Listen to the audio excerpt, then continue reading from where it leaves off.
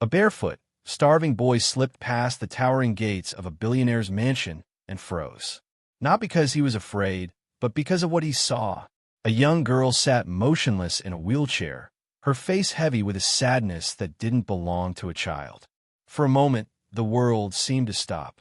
Then, without thinking, the boy did something strange, something bold. He began to dance.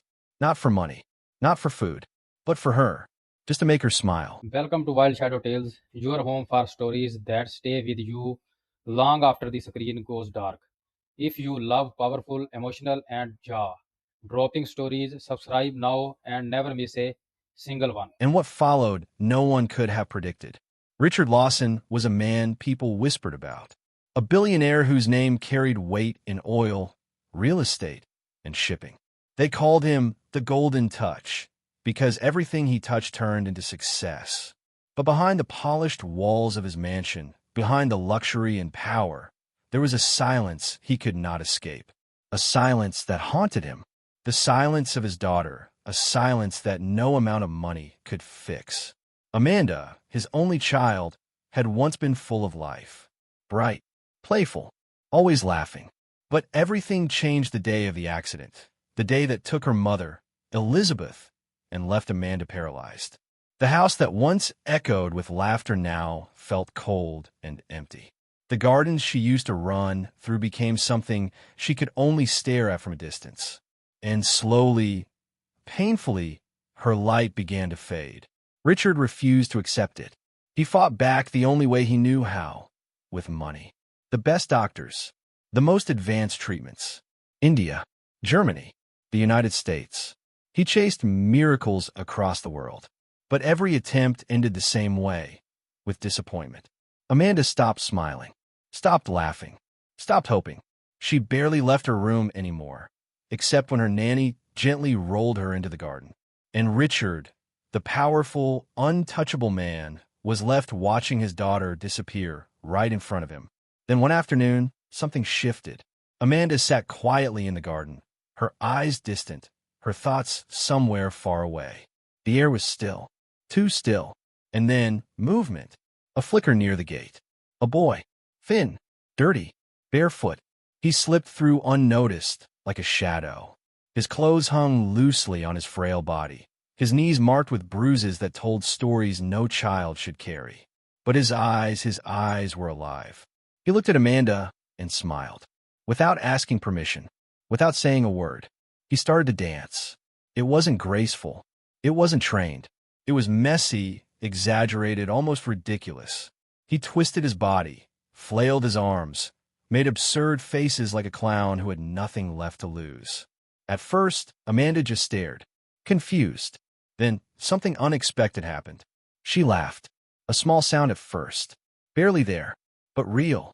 The boy noticed and pushed harder. He pretended to slip, caught himself dramatically, rolled across the grass, jumped back up like a performer on a stage no one else could see. Amanda clapped. And then it happened. She laughed again, louder this time. Not forced, not polite, but real, uncontrollable laughter that echoed through the compound like a sound that had been missing for far too long. The boy grinned, breathless but unstoppable. He danced harder, faster, like her laughter was fueling him. And for the first time in months, Amanda looked alive. His name was Kola. At least, that's what he told people. No one knew where he came from. No one knew his story. All they knew was this: he had no home. Some nights he slept under a bridge. Other nights in abandoned buildings. No bed, no family, just survival. But Kola had something rare, something powerful. Joy. When hunger clawed at him, he danced. When people chased him away, he danced. When the world ignored him, he danced. It was the only thing that made him feel human. The only thing that kept him from breaking. And that day, when he saw Amanda sitting there, drowning in silence, he recognized something familiar. Pain. I know that feeling, he thought. But maybe, just maybe, I could take it away, even for a moment. So he danced. And in that moment, something changed, not just for Amanda, but for him too. What Kola didn't realize was that someone else was watching. Inside the mansion, Richard Lawson froze. That sound, laughter, he hadn't heard it in months. His heart pounded as he rushed to the balcony. He expected confusion, maybe even chaos. But what he saw stopped him cold. Amanda was laughing, really laughing, her hands clapping, her eyes shining, her body alive in a way he thought was gone forever. And standing in front of her was a barefoot street boy, dancing like nothing else in the world mattered. Richard's first instinct was anger. How did this boy get in? Where were the guards? What if he was dangerous? But then he looked at his daughter again, and everything changed. For months, he'd spent millions trying to fix her. Doctors, treatments, hope after hope, crushed. And yet, in less than 10 minutes, this boy had done what none of them could. Richard didn't understand it. He didn't trust it, but he couldn't ignore it. So he stayed hidden, watching. And for the first time in a long time, something unfamiliar crept into his chest. Hope. The next day, Cola came back. Not to steal, not to beg, but with a purpose. He had slept hungry the night before, curled behind a roadside kiosk. But somehow, he woke up smiling, because for the first time, he felt like he mattered to someone. He slipped through the hedge again, and there she was, waiting. Amanda sat by the garden, eyes bright, hands already lifted like she couldn't wait. The moment she saw him, she lit up. "Are you ready?" Cola asked, raising his arms dramatically. She giggled, but before he could begin, a voice cut through the air. "Stop." Cola froze. His heart dropped. He knew that tone. He had heard it before, right before being chased, beaten, or thrown out. Slowly, he turned. Richard Lawson stood there, watching him, judging him. Cola held his breath, ready to run. But Amanda spoke first. "Daddy, please don't send him away." That one sentence changed everything. Richard stepped closer, studying the boy properly now. The torn shirt, the fragile body, the scars. This wasn't a thief. This wasn't a threat. This was just a child trying to survive. "What's your name?" Richard asked. "Cola," he replied quietly. "Why are you here?" Cola hesitated, then spoke the truth. She looked sad. "I thought if I danced, maybe she would laugh. I didn't come to take anything, sir. I just wanted to give something small." The words hit harder than Richard expected. "Where do you live?" Cola gave a faint shrug. "Anywhere." Amanda's voice trembled. "He makes me happy, Daddy." Richard looked at her. Really looked. Her cheeks were glowing, her posture stronger. And then something almost invisible but undeniable. Her foot moved, just slightly, but it moved. Richard's breath caught. "All right," he said slowly. "You can stay for today, but where I can see you." Cola nodded quickly, relief washing over him. Then he turned to Amanda, a spark back in his eyes. "Showtime."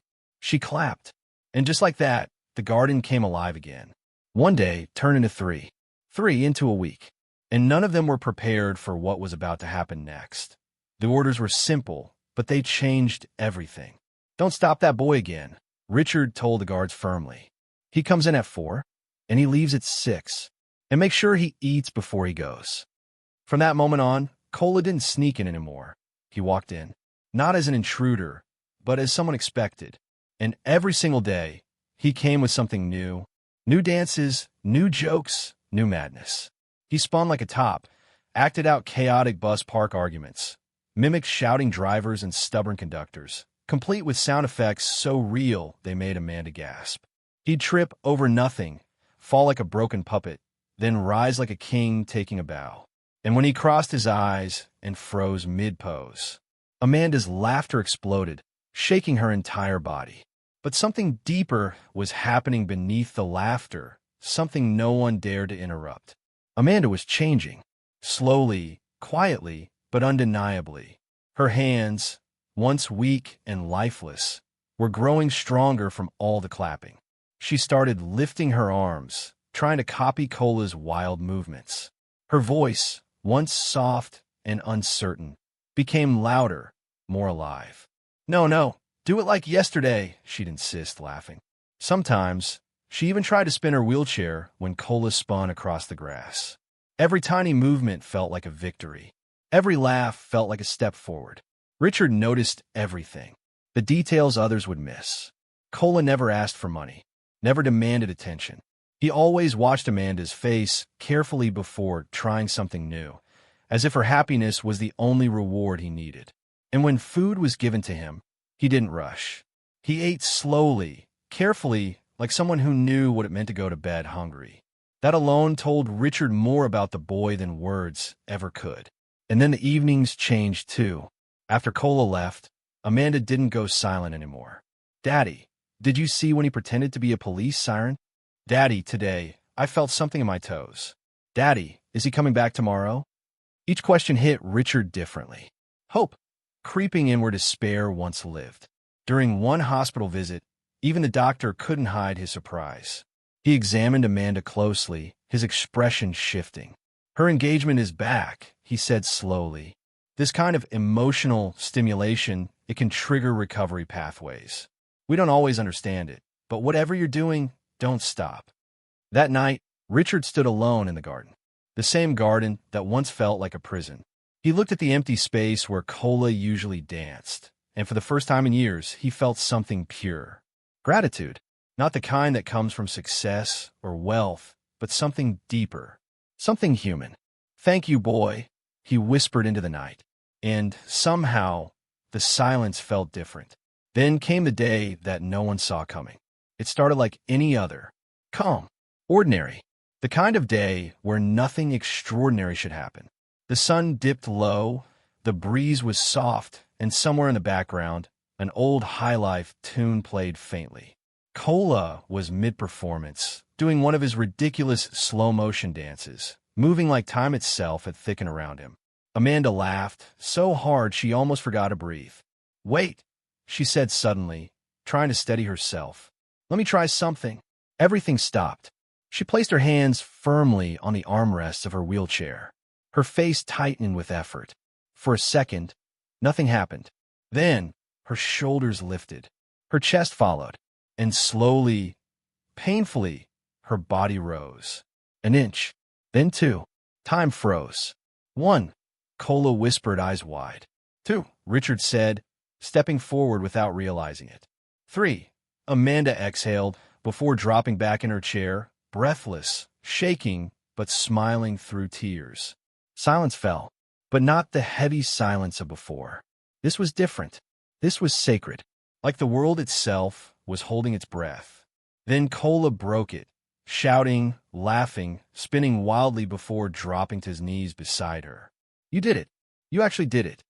Richard knelt too, his hands trembling as he touched her face. "You're so brave," he whispered. "I'm proud of you." Amanda reached out, holding both of them. "I'm not scared anymore," she said softly. "When he dances, I feel like I can move." That moment changed everything, but they didn't tell anyone. Not yet. No cameras. No headlines. Just quiet progress. More laughter. More effort. More miracles hidden in small moments. That night, Richard couldn't sleep.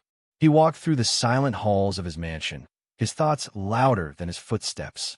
His daughter's smile, her strength, her voice calling out again. And then his pride, his reputation, his name. A war raged inside him. But by morning, something had shifted. Money hadn't saved his daughter. Power hadn't healed her. But a boy with nothing had given her life again. And for the first time, Richard admitted the truth to himself. Maybe wealth isn't the greatest power in the world. Maybe kindness is. The next afternoon, Richard did something unexpected.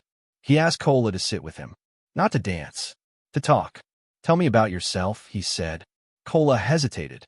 No one had ever asked him that before. People saw his torn clothes and looked away. But Richard didn't. "I don't know where I was born," Cola said quietly. "My mother died when I was small. My father left. Sometimes women at the market gave me food, but when I got older, they stopped. So I stayed at the bus park. We sleep under bridges or wherever we can." Richard felt something tighten in his chest. "Why do you dance?" he asked. Cola gave a faint smile. "When you're hungry, your body feels heavy. If you sit, the hunger wins. But if you move, if you dance, it feels lighter. People laugh. Sometimes they give you money. Sometimes they don't. But at least you don't feel invisible." Those words hit harder than anything Richard had ever heard. He had everything, and yet this boy understood life better than he did. "From today," Richard said firmly, "you are not invisible anymore. You are part of this house." Cola blinked, stunned. But when Amanda rolled closer and grabbed his hand, smiling, it became real. For the first time, he belonged. Then came the moment that changed everything again. "I want to stand," Amanda suddenly said one afternoon. The air went still. Cola froze mid-move. Richard tensed, but Amanda didn't hesitate. She pushed herself up. Her arms shook. Her legs trembled. But she didn't stop. Slowly, painfully, she rose. Not fully, not perfectly, but she stood. For the first time since the accident. Gasps filled the air. Even the guards stood frozen. "You're standing," Cola shouted, spinning wildly. Amanda held it for 3 seconds, then fell back in her chair. And instead of crying, she laughed. "I stood, Daddy. Did you see me?" Richard dropped to his knees, tears blurring his vision. "I saw, and I've never been prouder." That day, the mansion came alive. Not with silence, but with joy. The turning point had come. And deep down, Richard knew exactly who to thank. That night, sitting alone in his study, one name echoed in his mind. Cola, the boy who changed everything. Later, he found him sitting outside, alone, as if unsure he truly belonged. "You shouldn't be out here," Richard said gently. "I'm used to it," Cola replied. "Not anymore," Richard said. Then he made a decision that would shake everything. "This is your home now. You'll eat properly. You'll go to school. You'll never sleep on the streets again." Cola's eyes filled with disbelief. "Thank you, sir," he whispered. Richard looked at him, his voice heavy with emotion. "You gave my daughter something no one else could. Hope. And anyone who gives hope deserves more than thanks." That night, Cola slept in a real bed. Safe. Warm. For the first time in his life. But the world outside wasn't ready for this story. When the news broke, the city erupted. A billionaire taking in a street boy? Some called it madness. Others called it courage. Headlines screamed. Opinions clashed. "Think about your reputation," his partners warned. "What if he steals? What if this backfires?" But Richard wasn't the same man anymore. Something inside him had changed. And this time, he wasn't going to back down. Richard was done pretending. The image, the reputation, the whispers, none of it mattered anymore. When people questioned him, he didn't raise his voice. He didn't argue.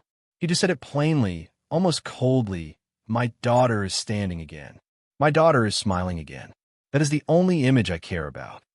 And somehow, that hit harder than any explanation. Even Amanda, small but fierce, defended Cola in her own way. "He's my friend," she would say. "He makes me strong. If you don't like him, then you don't love me." That was enough to silence most critics. Not all, but enough. The doubt didn't disappear overnight.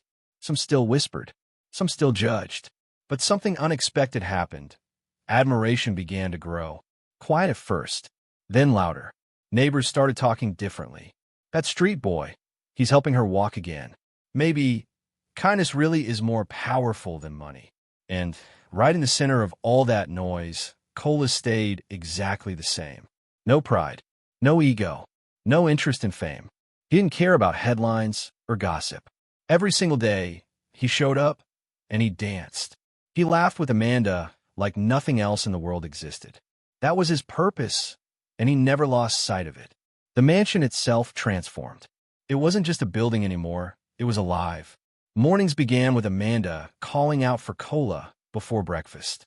Afternoons echoed with laughter as he performed his ridiculous routines, each one somehow funnier than the last. Evenings were softer, warmer, shared meals, small jokes, and moments where Amanda would tease her father for smiling too much. And she was right. Richard was smiling more. A man once known for his cold presence was slowly becoming human again. Amanda's progress became impossible to ignore. With Cola beside her, cheering her on, she took her first steps. Small ones at first. Shaky, uncertain, but steps.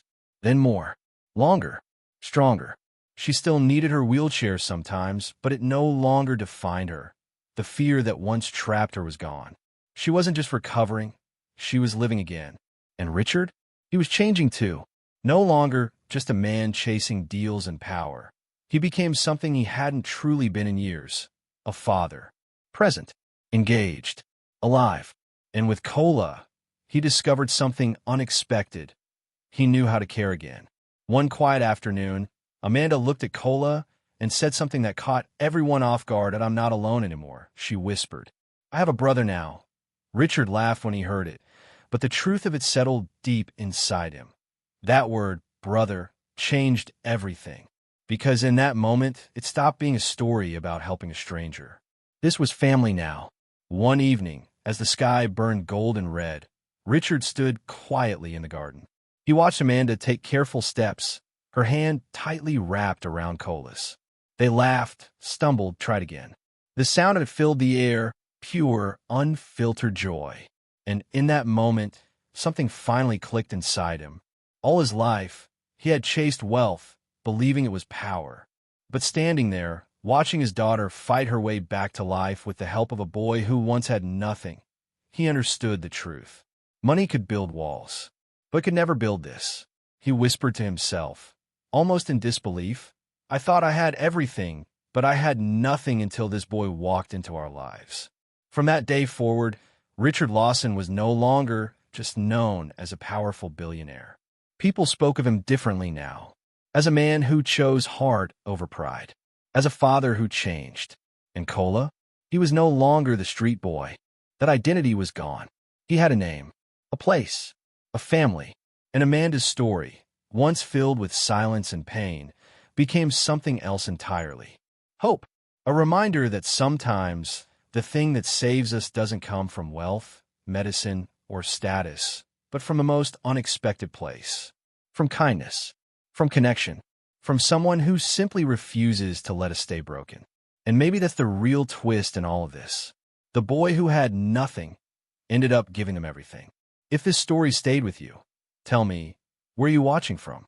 And if you want more stories like this, full of emotion, truth, and unexpected turns, make sure you stay connected. Because the next story might just hit even harder.